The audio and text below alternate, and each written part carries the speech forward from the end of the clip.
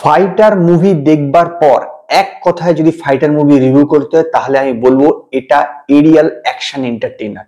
একটা বিষয় আমি 100% নিশ্চিত হয়ে বলতে পারি, এর পূর্বে কোনো ভারতীয় সিনেমা এত দুর্দান্ত এরিয়াল অ্যাকশন কখনো দেখায়নি। হ্যাঁ, এটা দেখবার পর যদি আপনাদের মার্ভিকের কথা মনে পড়ে যায়, নিঃসন্দেহে মনে পড়তে পারে, কিন্তু সেটার সঙ্গে এটার কম্প্যারিজন করাটা সম্পূর্ণ ভুল হবে। সেটা ইংলিশ সিনেমা, এটা হিন্দি সিনেমা।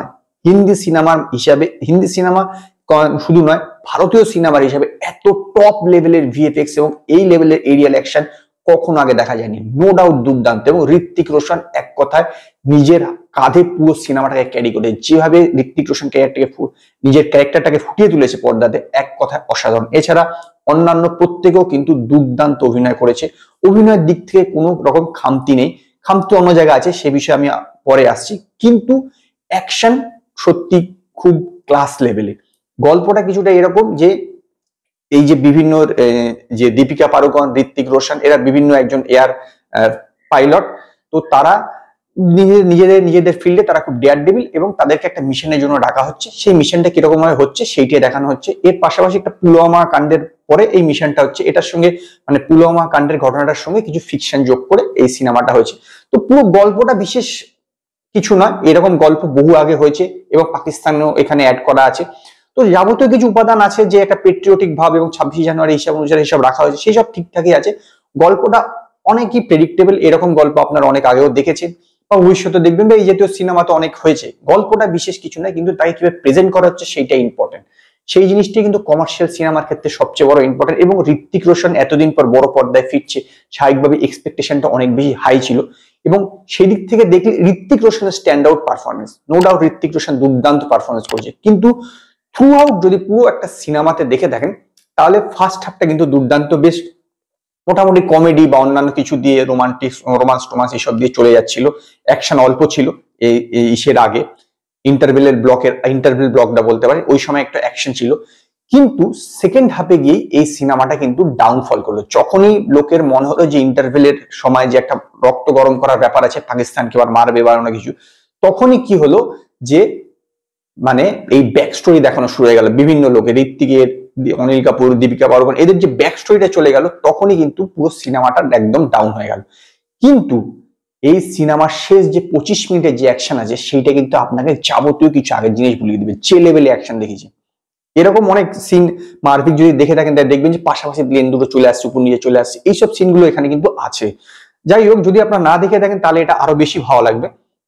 কিন্তু অ্যাজ এ যেভাবে মানে এরিয়াল অ্যাকশনটা শেষ 25 থেকে 30 মিনিট দেখানো হয়েছে, টপ নোচ লেভেলে দেখানো হয়েছে। এবং সেই জন্যই বাকি আগের যে জিনিসগুলো সেগুলো কিন্তু ভুলে যে যাবেন আর কি। যে সমস্ত মানে খামতিগুলো আছে, ঠিক হাফ টাইমের পর থেকে, যে ইন্টারভেলের পর থেকে, হাফ টাইম বলছি, ইন্টারভেলের পর থেকে যে সেগুলো শুরু হয়ে গেল, মানে যে ডাউনফলটা স্টার্ট হলো, সেইটা কিন্তু আপনি ভুলে যাবেন এই অ্যাকশন গুলো দেখে। ঋত্বিক এবং দীপিকা পাড়ুকোন কেমিস্ট্রি ঠিকঠাকই আছে মোটামুটি, সেটা চলে যাবে। এবং অনিল কাপুর এতে একটা ভালো পার্ট, এবং অনিল কাপুর বেশ অভিনয়টা ভালো করেছে। অ্যাকচুয়ালি কি বলুন তো, এতে সিদ্ধার্থ আনন্দ সমস্ত কিছু দেওয়ার চেষ্টা করেছে, পেট্রিয়টিক, অ্যাকশন, তারপর রোমান্স, ড্রামা, কমেডি, তারপর চোখের জল, মানে যাবতীয় কিছু একটা উপাদান এর সিনেমাটার মধ্যে মিলিতভাবে করার চেষ্টা করেছে। কিন্তু ঘটনাটা হচ্ছে, সিদ্ধার্থ আনন্দ যেরকম অ্যাকশন সিনগুলোতে যতটা দুর্দান্ত, মানে মেকিং এর ক্ষেত্রে বলছি, সেইটা কিন্তু ইমোশনাল সিনগুলোর ক্ষেত্রে বা ড্রামা সিনগুলোর ক্ষেত্রে অতটা কিন্তু মানে ভালো না মেকিং এ। সেই জন্য কি হয়েছে, যে এই ড্রামার যে যখন দাঁড়া হয়েছে তখনই কিন্তু সিনেমাটা ডাউন হয়ে গেছে। মানে সেকেন্ড হাফের পর থেকে যেই জায়গাটায় এইসব ড্রামা, ইমোশন, ব্যাক স্টোরি গুলো দেখানো, তখনই কিন্তু ইমোশনটা মানে সিনেমাটা ডাউন হয়ে গেছে।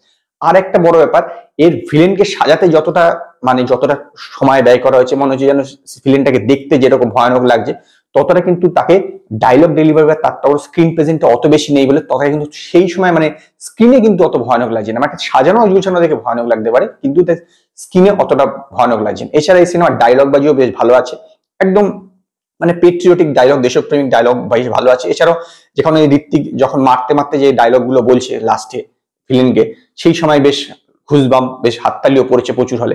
নো ডাউট একটা বলতে পারেন যে প্রজাতন্ত্র দিবসের সময় এইটা একটা দেশাত্মবোধক সিনেমা, দেখে বেশ ভালো লাগবে। সবচেয়ে বড় কথা, অ্যাকশনটা দেখে ভালো লাগবে। কিন্তু ওভারঅল যদি দেখে থাকেন তাহলে কিন্তু সিনেমাটা বিশাল যে একদম টপ নোচ লেভেল হয়েছে মানে একটা সিনেমা হিসেবে, হ্যাঁ সেটা কিন্তু হয়নি। তবে হ্যাঁ, অ্যাকশনের কথা বারবার বলতে হবে, এরকম অ্যাকশন কিন্তু আগে দেখা যায়নি। ফার্স্ট হাফে যদি আরেকটু অ্যাকশন দিত আমার মনে হয় আরো ভালো হতো। এছাড়া ওই যে যেই জায়গাটায় ওইসব ব্যাক স্টোরি ফ্যাক্টরি এসব যদি না থাকতো তাহলে কিন্তু সিনেমাটা ভালো হতো। মিনিমাম যদি 2.5 ঘন্টা বা 2 ঘন্টা 25-এ নিয়ে আসতো, এই 2 ঘন্টা 47 মিনিটের সিনেমা, তো ওইটা আরো ভালো হতো। এখানে যে দীপিকা পাড়ুকোনের সঙ্গে ঋত্বিক রোশনের যে একটা সুইমিং কস্টিউমে যে গানটা আছে সেটা ভালো করেছে, যে সেটা একদম মানে শেষে রেখেছে, মানে শেষে মানে নাম দেখানোর পরে, এখন এরকম একটা স্টার্ট হয়েছে নাম দেখানোর পরে সেটা করেছে, সেই জায়গাটা কিন্তু ভালো করেছে, যে একদম শেষে রেখেছে বলে এটা ভালো হয়েছে, মাঝখানে দিলে আরো খারাপ হতো। তো ওভারঅল এই সিনেমাটাকে আমি 5-এর মধ্যে 3.5 স্টার দেবো। যদি আপনার ফাইটার সিনেমা দেখে থাকেন তো আপনারা আমার কমেন্টে জানান আপনাদের কিরকম লাগলো। যদি আপনাদের এই ভিডিও পছন্দ হয় তো লাইক করুন, কমেন্ট করুন, শেয়ার করুন, আর নতুন নতুন আপডেটের জন্য আমার চ্যানেলকে সাবস্ক্রাইব করুন।